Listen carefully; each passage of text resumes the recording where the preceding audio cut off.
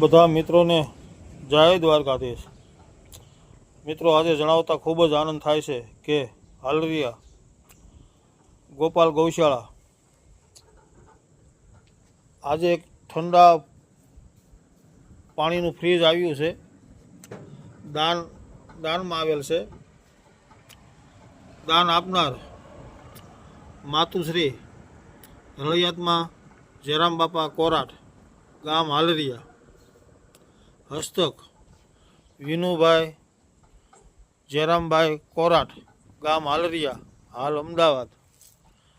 મિત્રો, આ રોડ ટ્રસ્ટની અમારી ગૌશાળા અને અહીંયા બધા પાણી પીવા પણ ખૂબ ઊભા રહે છે અને આજુબાજુમાં વાડીમાં વસતા મજૂરો છે તે પણ અહીંયા પાણી ભરવા આવે છે, તો એ પણ ઠંડુ પાણી પીશે અને અંતરથી આશીર્વાદ આપશે।